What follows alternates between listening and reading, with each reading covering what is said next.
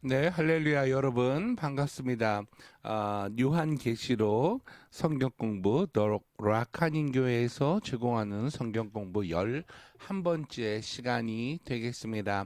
이제 오늘은 많은 부분을 우리가 이렇게 다루고 넘어갈 거예요. 그래서 성경적으로는 많은 부분이나 우리가 요약을 해서 도표로 만들어서 설명을 하면서 차근차근 넘어가려고 합니다. 그래서 오늘 공부하는 내용은 여러분이 성경을 펴시고 비교해 가면서 이렇게 나중에라도 또 이 영상을 한번 더 보시면서 공부를 하시면 참 유익이 될 것 같아요. 자, 기도하고 시작하겠습니다. 하늘에 계신 아버지 하나님, 은혜와 사랑을 진심으로 감사를 드립니다. 하나님의 말씀 앞으로 우리를 불러 모아 주시고 하나님의 놀라운 진리를 깨닫게 해주시니 감사합니다. 오늘도 주님의 그 놀라운 계획과 뜻을 열어서 보여주시옵소서. 우리가 주님의 뜻을 제대로 깨달아 또 부족한 부분들을 주님 앞에 다시 회개하고 내어놓고 또 새롭게 고침을 받고 하나님 자녀답게 또 살아나기를 원합니다. 우리는 부족하고 연약합니다. 하나님 그 연약함을 고백하오니 하나님께서 도와주시옵소서. 예수님 이름으로 기도하옵나이다. 아멘. 네, 우리 지난 시간까지 우리 11장까지 요약을 해봤었죠. 오늘은 7가지 재앙에 계속 연결되어서 요한계시록 12장부터 16장까지 나오는 내용을 먼저 한번 살펴보겠습니다. 그 나팔 재앙과 마지막 재앙인 대접 재앙이 있기 전에 그 중간에 일어나는 재앙이 있습니다. 12장, 14장은 계시록에 어찌 보면 재앙 중에 핵심이라고도 볼 수가 있어요. 한 여자를 삼키려는 붉은 용의 대결, 또 사탄의 하수인인 두 짐승, 12장 13장에 나오는 내용이고요. 또 어둠의 권세와의 대결이 첨예하게 전개되지만 그러한 엄청난 영적인 싸움 중에서도 하나님의 백성은 하나님과 그리스도의 승리로 그 승리에 동참하게 되며 보호받게 된다라는 그 내용이 바로 12장에서 16장까지 펼쳐져 있습니다. 그래서 일단 12장, 13장까지 그렇게 정리가 되고요. 14장은 온갖 핍박의 고난 가운데 놓인 하나님의 백성들에게 장차 있을 하나님의 공의로운 심판을 미리 계시해 주시고요. 또 그들을 위로하고 격려하는 내용이 되겠습니다. 짐승의 표를 받기를 거절하다 죽임을 당한 신실한 성도들의 상급과 짐승을 경배한 자들이 받을 최후의 심판에 대한 예언적인 선포도 바로 오늘 우리가 다루는 이 부분 안에 있는 것입니다. 먼저 14장 1절에서 5절까지의 14만 4천 명의 영광스러운 모습을 우리가 도표로 한번 보시겠습니다. 그리고 새 천사에 대한 three angels, 새 천사에 대한 심판의 예고, 알고 긴 신자, 믿는 자의 구원, 또 포도송이로 비유된 불신자들의 심판이 14장의 주요 내용이 되겠습니다. 우리 한번 표를 보실까요?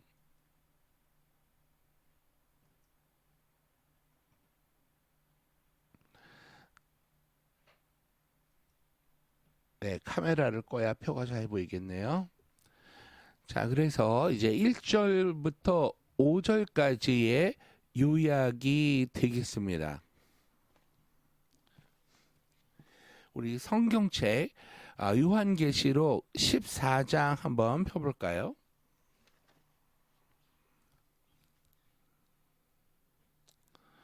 요한계시록 우리 14장 말씀을 이렇게 펴고 비교해 가면서 한번 보기를 원합니다. 자, 이마에 어린 양의 이름과 아버지의 이름이 기록된 사람들이 있습니다. 우리 14장 1절부터 우리 한번 읽어보겠습니다. 5절까지.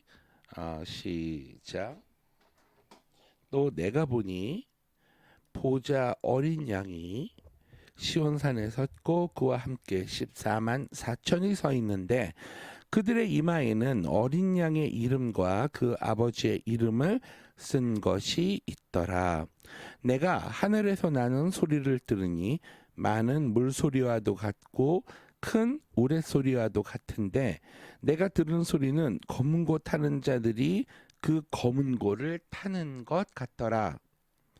그들이 보좌 앞과 네 생물과 장로들 앞에서 새 노래를 부르니 땅에서 속량함을 받은 14만 4천 밖에는 능히 이 노래를 배울 자가 없더라.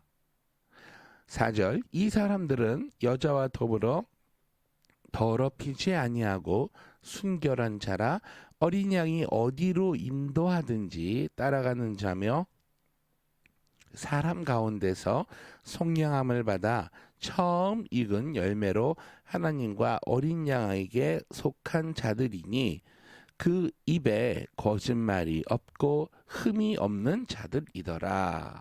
아멘. 우리가 5절까지 읽었는데 우리 한번 표를 보시겠습니다. 심령으로 거듭나서 하나님의 소유물이라는 표시가 있는 사람들이 바로 이마에 어린 양의 이름과 아버지의 이름이 기록된 사람들이죠. 그리고 14장 3절에 보좌의 네 생물과 장로들 앞에서 새 노래를 부르는 사람들. 그것은 무엇이냐? 새 노래라는 것은 어떻게 질적인 새 노래를 말하는 것으로 볼 수가 있습니다. 즉 거듭난 사람만이 새 노래를 부를 수 있다라는 의미로 해석을 하는 학자들이 많이 있습니다. 여자로 더불어 더럽히지 않은 사람들은 무엇일까? 바로 4절 말씀, 14장 4절 말씀인데 도덕적인 순결과 신앙의 절개를 지킨 사람들을 의미한다고 하겠습니다. 그리고 14장 4절 말씀, 정절이 있는 사람들은 무슨 뜻일까요? 바로 예수님께 순종하는 사람들을 의미한다 할 수 있겠습니다. 또 14장 5절에 그 입에 거짓이 없는 사람들이 뜻하는 의미는 바로 예수님을 부인하지 않고 형제 자매를 사랑하는 사람들을 일컫는다라고 우리가 생각을 할 수가 있겠습니다. 요한일서 2장 22절과 4장 20절 말씀이 되겠네요. 요한일서 2장 20절 예수님을 부인하지 않고 형제 자매를 사랑하는 사람들 요한일서 4장 20절 그리고 5절 마지막 이 14만 4천 명은 어떤 사람이냐? 흠이 없는 사람들이다. 14장 5절에 나오는 즉 오직 예수 그리스도의 보혈로 씻겨서 정결하게 될 때에만 흠이 없어질 수 있다. 네, 표에 약간 미스타입이 있네요. 철자가 틀렸네요. 정결하게 예수님의 보혈로 정결하게 될 때야만 그 흠이 없어진다는 뜻으로 우리가 이해를 하면 되겠습니다. 베드로전서 1장 19절의 말씀이 되겠네요. 그래서 이렇게 14만 4천 명에 되는 사람들에 대한 요약을 도표로 해보았습니다.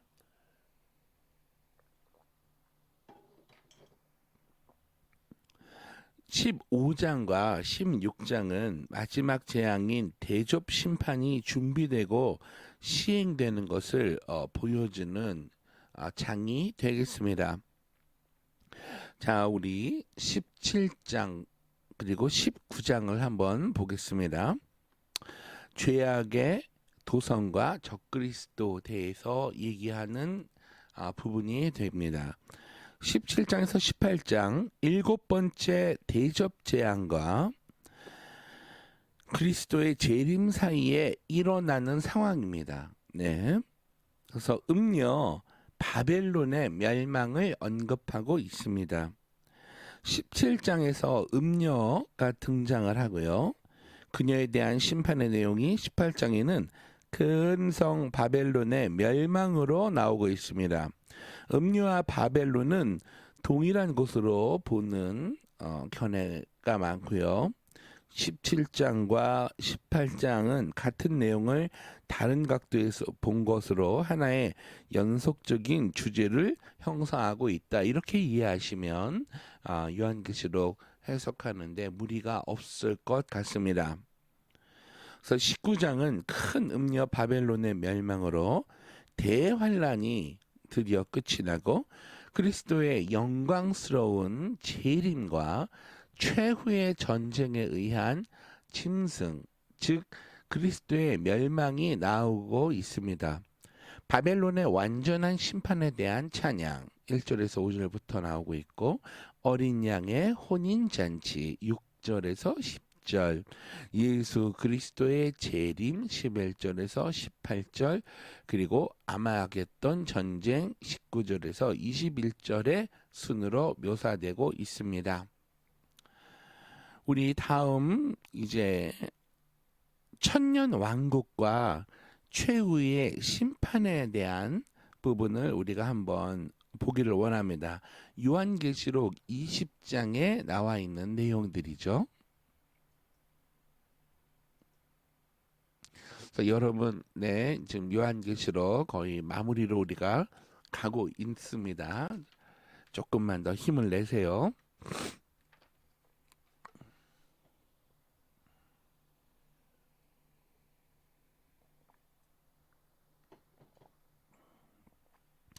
20장은 천국 왕국, 즉 천년 왕국에 관한 내용이고요. 그 견해가 다르기 때문에 이렇게 두 가지 일단 큰 견해, 다른 견해를 비교해서 제가 이렇게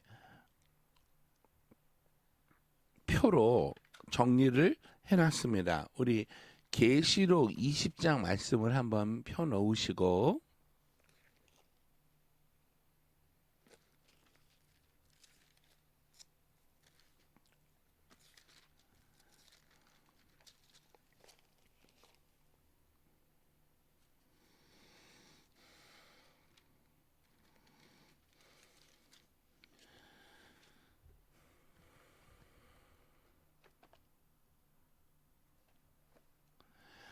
네, 계시록 20장 이렇게 성경을 펴놓으시고 저랑 같이 이제 보면서 하나씩 비교해 가기를 원합니다.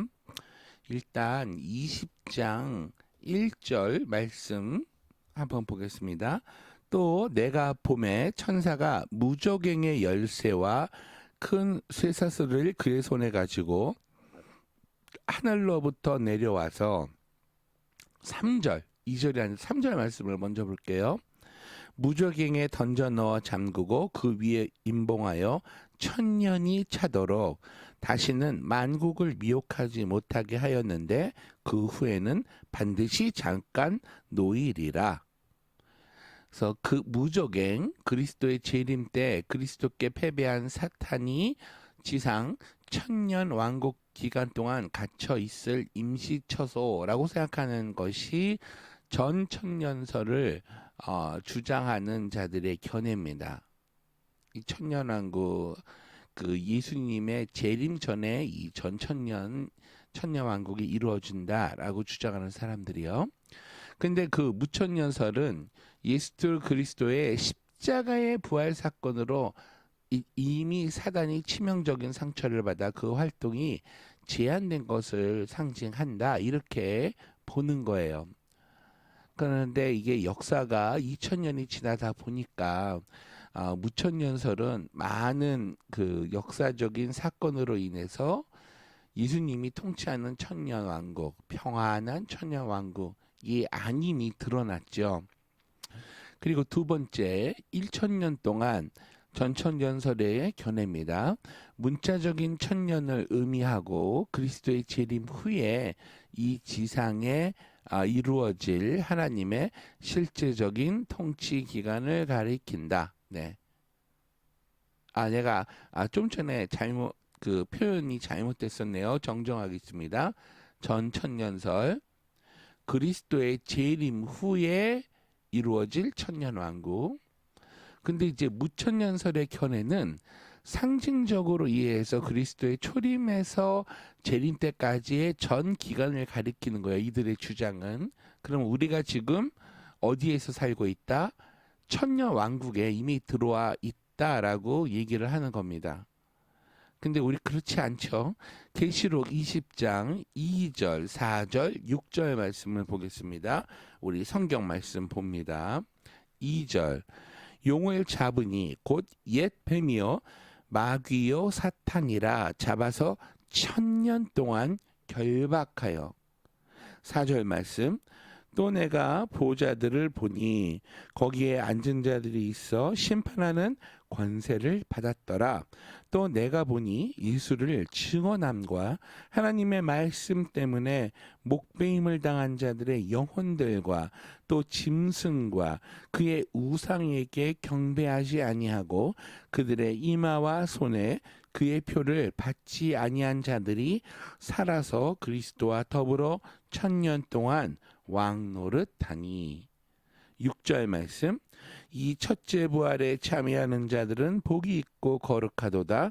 둘째 사망이 그들을 다스리는 권세가 없고 도리어 그들이 하나님과 그리스도의 제사장이 되어 1000년 동안 그리스도와 더불어 왕노릇하리라. 그래서 예수님이 재림하시는 이 땅으로 재림하실 때 그 모든 잠자던 자들이 부활을 하고 믿는 자들이 부활을 하고 백보자 심판에 가서 믿는 자와 믿지 않는 자가 다 부활이 돼서 마지막 심판을 받는 그런 내용 여러분 다 이제 이해하시죠?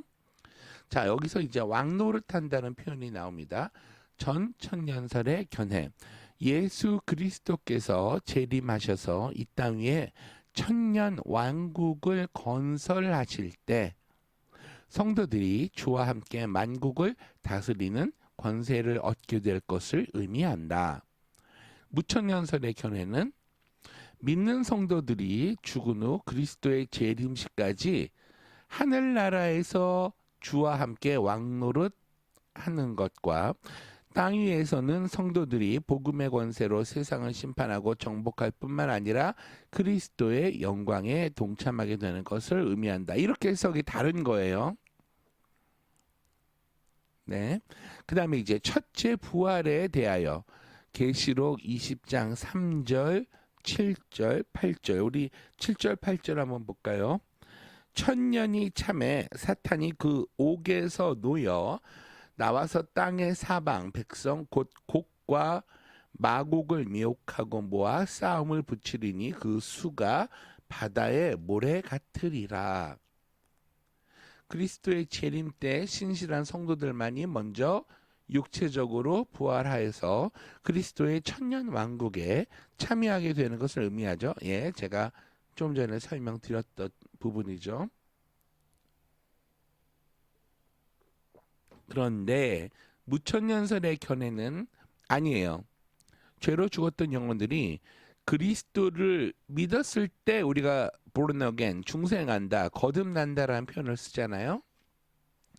그리고 그리스도들이 믿는 성도들이 죽어 육체로부터 해방되는 것을 첫째 부활이라고 주장을 하는 겁니다. 근데 그렇게 그 신뢰가 가지가 않는 설명이죠. 그 다음 우리 20장 3절 7절 8절에 사단이 여기서 놓여 나온다 하는 말의 뜻이 무엇이냐. 전천년설을 주장하는 사람들은 천년 왕국이 끝나고 흰 보좌, 백보좌, 흰 보좌에 의한 최후 심판이 있기 전에 곡과 마곡에서의 마지막 싸움을 위해 사단이 일시적으로 노여나는 것의 옥에서 노임을 받는다. 바로 그것을 뜻한다라고 주장을 합니다. 그런데 이제 무천년설을 주장하는 자들은 교회의 모든 역사 기간 동안 사단은 그리스도의 십자가에 의해 치명적인 상처를 입고 거의 죽은 것처럼 보였지만 점차로 그 힘을 회복해서 성도들을 핍박하고 세상 권세를 잡게 되는 것이다. 이렇게 설명을 하는 거예요. 그 다음에 이제 곡과 마곡에 대한 것을 우리가 한번 보겠습니다. 전천년설을 주장하는 자들의 견해는 그리스도의 재림 때, 그리스도의 재림 때 있을 아마겟돈 전쟁과는 다른 것인데 천년 왕국이 지난 후 최후 심판 작전에 사단과 그 추종 세력이 최후로 하나님을 대적하여 싸우는 것을 의미한다. 근데 이제 무천년설의 견해는 아마겟돈 전쟁과 곡과 마곡의 전쟁은 동일한 것으로 다른 표현만 썼을 것이다. 그리스도의 재림 때 있게 될 이미 판가름난 사단과 최후 결전을 의미한다. 이렇게 주장을 합니다. 근데 이 두 가지 뭐 어떤 게 옳고 그르다고 솔직히 우리가 알아내기가 힘들어요. 그 다음에 이제 둘째 사망, 영원한 형벌에 처하게 되는 것을 의미한다라고 주장하는 것이 전천년설의 견해고, 그리스도의 재림 때 모든 사람들이 육체적으로 부활하여 백보자 심판에서 영벌과 영생으로 나누어지게 되는 것을 상징한다. 이거는 무천년설을 주장하는 자들이 또 맞는 설명을 하고 있습니다. 그래서 이걸 두 가지를 왜 얘기를 하느냐? 그러니까는 자꾸 요것이 요 내용이 이거를 말하는 거다.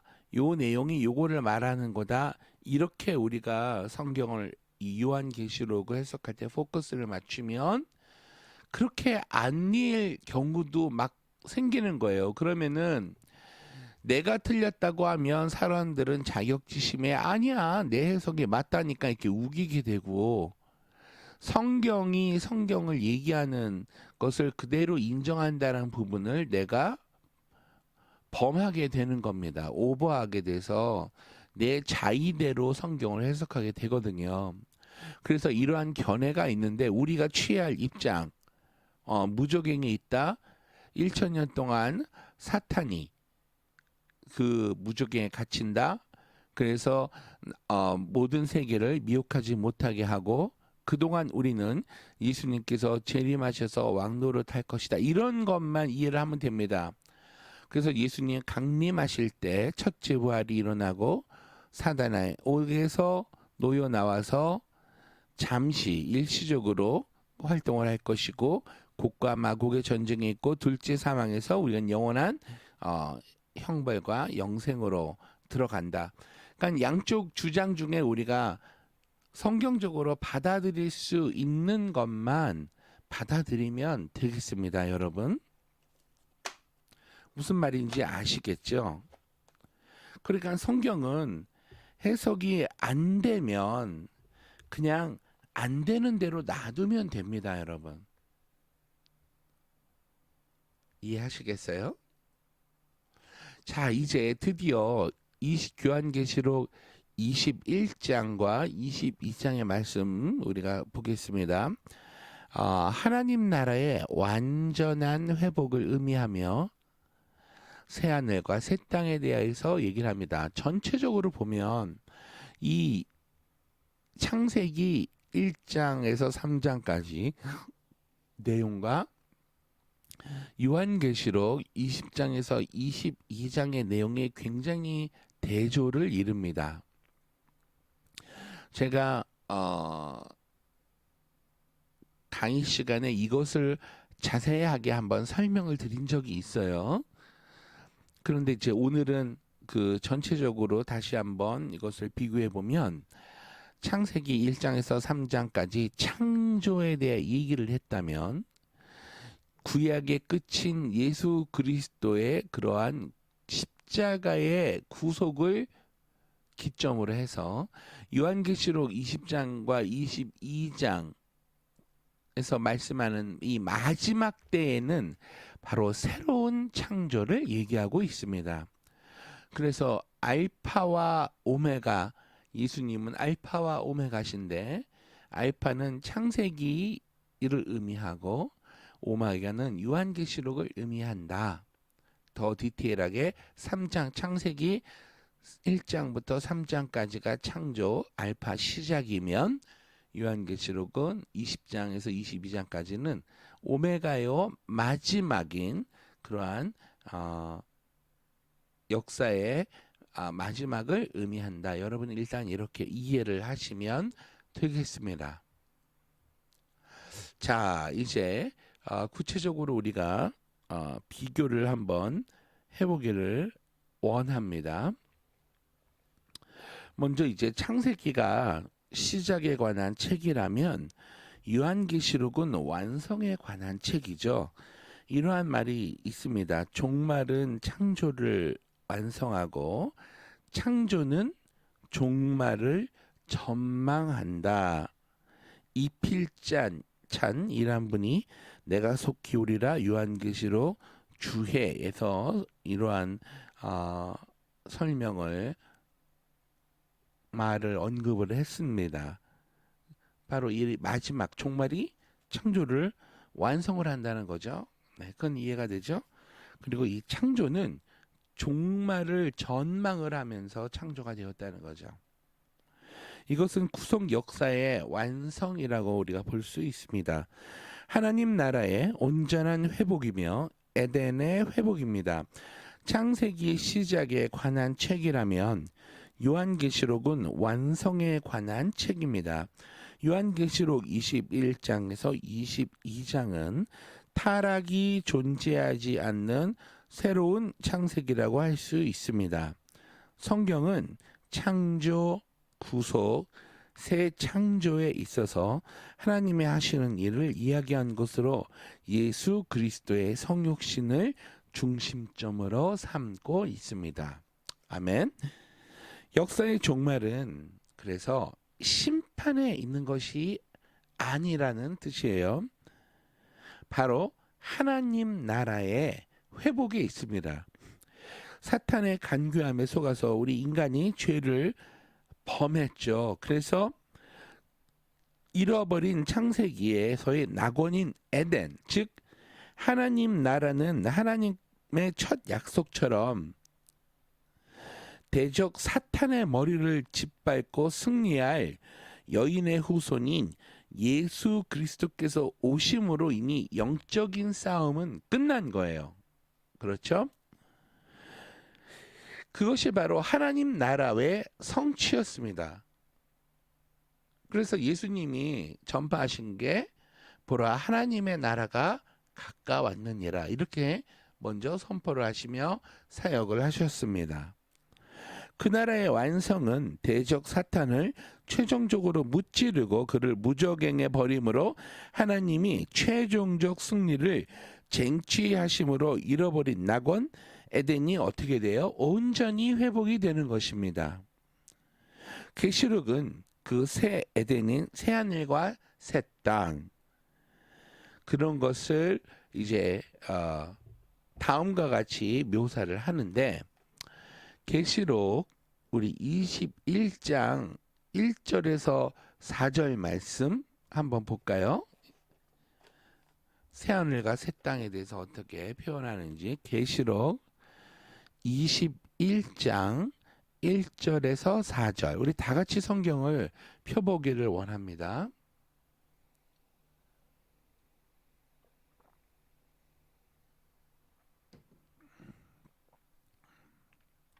21장 1절에서 4절 또 내가 새 하늘과 새 땅을 보니 처음 하늘과 처음 땅이 없어졌고 바다도 다시 있지 않더라.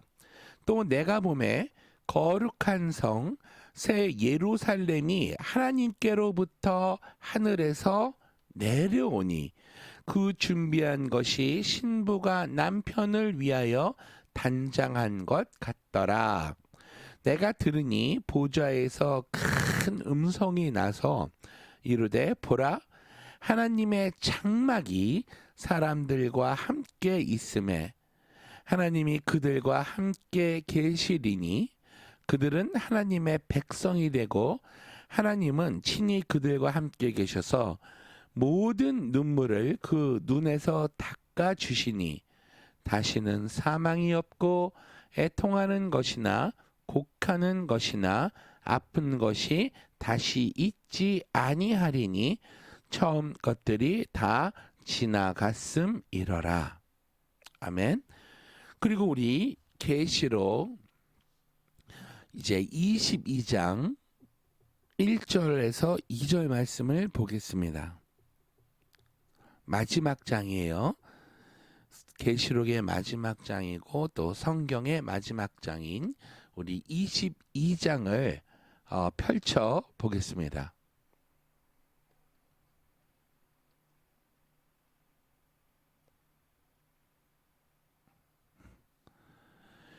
요한계시록 22장 1절에서 2절 말씀. 또 그가 수정같이 맑은 생명수의 강을 내게 보이니 하나님과 및 어린 양의 보좌로부터 나와서 길 가운데로 흐르더라. 강 좌우에 생명나무가 있어 12가지 열매를 맺되 달마다 그 열매를 맺고 그 나무 잎사귀들은 만국을 치료하기 위하여 있더라. 이제야말로 온전한 안식에 이르게 되죠. 하나님의 나라는 온전히 회복되었습니다. 새하늘과 새 땅은 이루어졌고요. 이것은 우리가 누릴 소망이기도 합니다. 이 모든 일들은 예수님이 재림하셔서 최후의 싸움을 이기는 것으로 이루어지는 바로 우리의 소망이 되겠습니다. 이제 우리의 믿음은 예수님이 다시 오시는 재림에 초점을 맞추고 그날까지 이 땅에 하나님의 나라를 이루어가는 새 이스라엘로서 섞이지 않는 삶을 살아야 할 것입니다. 도표를 보시겠습니다. 창세기 1장, 3장, 요한계시록 20장, 22장까지 두 개의 비교. 태초에 하나님이 천지를 창조하셨고요. 창세기에서 요한계시록은 새하늘과 새 땅이 열립니다. 창세기에서 어둠을 밤이라 칭하셨지만 요한계시록에서는 밤이 없습니다. 새하늘과 새 땅에는.